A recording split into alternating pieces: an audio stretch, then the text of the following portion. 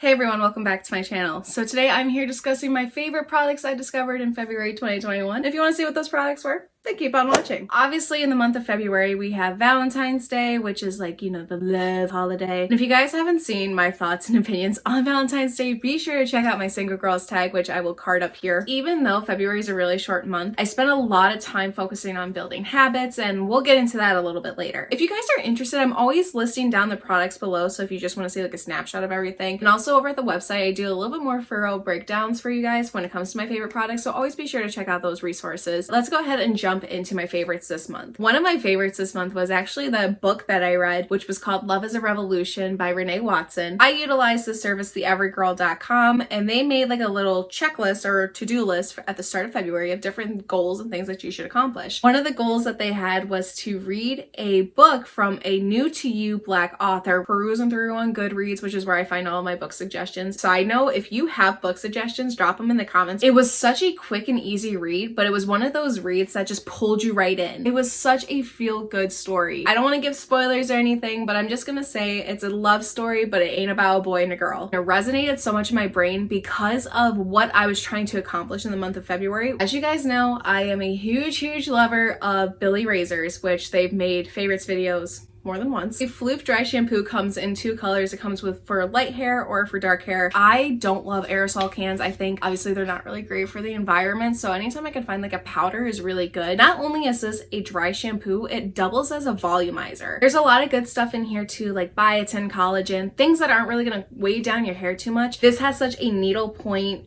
applicator that like I don't put this on my hair and it looks like flour all over the place. Plus with Billie, you can add this to your cart automatic. I think it was only like $14, so comparable to other high-end dry shampoos that you might be using. It works. It refreshes the hair. It doesn't make it feel dirty or greasy. So I'm just gonna go ahead and say thank you now to all the influencers who have slowly integrated their way into my brain. If it wasn't for you guys, I would have never discovered this next product, which is the Liquid IV Hydration Multiplier. These are a literal godsend. I, for whatever reason, was really crampy. And when I say crampy, like I ain't talking female cramps. I'm talking like I had the worst Charlie horse in my life. I tried stretching it, rolling it, nothing was working. To be honest with you, these are very salty on the front end. Like you're gonna put this in and you're thinking you're drinking table salt. I'm just gonna say it. Once you get past that initial salt kick, it really does have a nice fluid, soft flavor. It's not overwhelmingly Passionfruit or whatever flavor it is. It helps tenfold with hydration levels. These are going to be great to keep on stockpile because just think about it, like after a night of drinking, like how thirsty are you? Like how dehydrated are you? Keep this with you. I've heard that the lemon limes are like super salty, but at that point that's just going to make me feel like I'm drinking a margarita. So actually my nail polish that I have on, Sally Hansen Insta-Dri, and mine is in the color, I think Time is Money. I'm not that rough on my hands, so maybe I'm not the best tester for this. I did my nails on Sunday and today is Thursday. I would say that they have done a really great job of holding up. Never would have thought twice about buying Sally Hansen because I've always been like an SE or an OPI girl. For how cheap they are and how quickly they dry, totally worth it. We can blame on TikTok because I saw it. Somebody said it was really good. Obviously, I was influenced to buy it. I am talking about the Lash Sensation Full Fan Effect Mascara from Maybelline. I am almost positive that I have tried this out before. I'm currently wearing this on my eyes right now, and I will be sure to put a little video up here of like how good they look with just 2 coats of mascara on. TikTok has never steered me wrong when it comes to a beauty product, and I will agree with this one because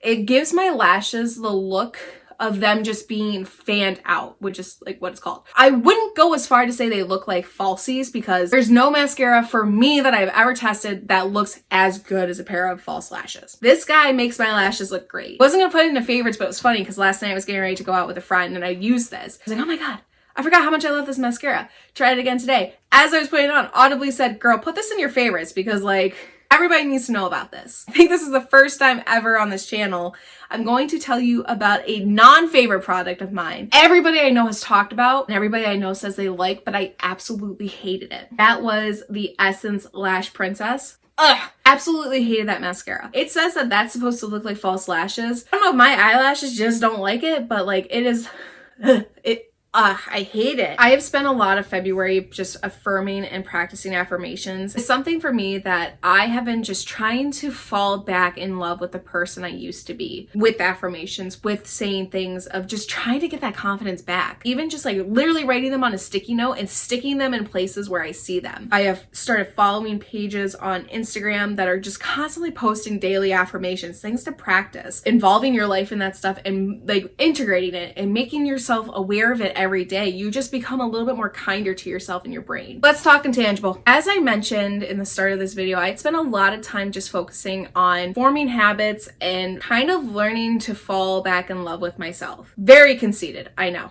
I have spent a very long time kind of falling away from the things that like make me me. Very uncomfortable for a long time. I used to be a person that was so confident in herself and so loving and forgiving. I spent a good part of 2020 really kind of falling from grace, if you will. I knew who I had been before, and I had fallen so far off from where I'd been. Get that grounding back to figure that out. I needed to just lay out the groundwork. I needed to start at ground zero to figure out how to create those habits. I might not have been successful in all categories, but I had become a lot more conscious of when I felt myself kind of derailing in a sense. Instead of feeling guilty about it, I just focused my attention on other things. If I couldn't work out, well, then that meant that was more time for me to focus on reading or just becoming a little bit more forgiving. Forgive myself and understanding that you're gonna have slip-ups. And I think before I'd spent a long time being angry about that. I'm really hard on myself, and you know, I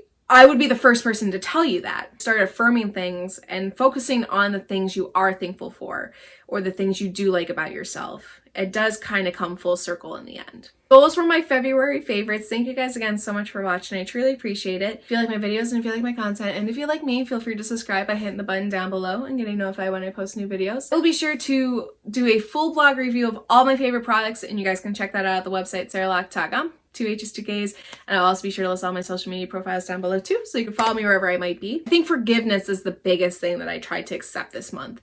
That, you know, I forgave myself for all of the negative things that I was acknowledging in my life. Like, you know, looking at things that were out of my control. Focusing on ground zero to build those things back up. And I wouldn't say the month was bad by any means. I think that it was definitely a reflection period of me growing and forgiving myself for losing myself along the way. Next month is my birthday month, and I'm excited for my birthday. Like, life's too serious. Like, I just want to loosen up again and just like fall back in love with life. That is true. It'd be like that sometimes. With that said, I'm gonna go ahead and go. So thank you guys again so much for watching. Take care, love you always, stay safe, and until next time, we'll see you guys later. Bye.